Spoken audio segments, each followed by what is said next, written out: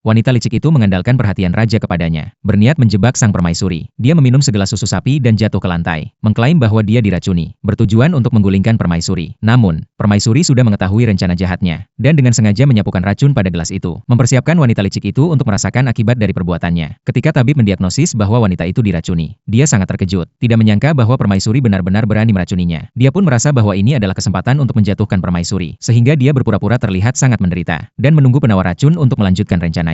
Namun, tabib datang dengan membawa ramuan yang sangat busuk baunya. Ternyata penawar racunnya adalah kotoran sapi. Wanita itu sangat kecewa dan tidak senang. Namun, untuk membuat wanita licik itu tersenyum, raja langsung memerintahkan tabib untuk memberikan penawar yang lebih elegan. Setelah ditegur, tabib memberikan solusi lain, mengatakan bahwa bisa menggunakan bunga salju dari Gunung Tianshan, yang khasiatnya sama. Karena hanya ada satu bunga salju Tianshan, dan itu sudah diberikan kepada sang permaisuri. Raja langsung meminta permaisuri menyerahkan bunga salju itu. Namun permaisuri berkata bahwa bunga salju itu sudah dimasak menjadi sup bulan lalu. Tabib lalu menyarankan untuk menggunakan darah jantung seseorang yang telah mengonsumsi bunga salju tersebut dalam setahun terakhir. Mendengar hal itu, wanita licik itu langsung senang. Dia berpikir bahwa dia bisa menggunakan permaisuri sebagai sumber darah, dan mulai berpura-pura memohon kepada raja, mengatakan bahwa dia ingin bersama raja sampai tua. Raja yang terjebak langsung setuju untuk menyedot darah permaisuri. Namun permaisuri berkata bahwa darahnya tidak akan efektif, karena sup bunga salju itu telah diminum oleh raja, dan kini hanya darah raja yang bisa menyelamatkan wanita licik itu. Raja terkejut. Dia memang orang yang egois. Bagaimana mungkin dia mengorbankan tubuhnya sendiri untuk melayani selirnya? Namun, ucapan raja yang tadi sangat tegas terhadap permaisuri, sekarang membuatnya merasa harus menunjukkan ketegasan sebagai raja. Dia berpura-pura akan mengambil pisau. Permaisuri yang sangat mengenal sikapnya langsung mencegahnya, dan dengan tegas mengingatkan bahwa dia harus menjaga kesehatannya. Raja akhirnya merasa lega. Penawar kotoran sapi kembali dibawa masuk. Wanita licik itu masih berpikir bahwa dengan berpura-pura menyedihkan, raja akan melakukan apa saja untuknya. Namun, ketika wanita itu mulai muntah darah,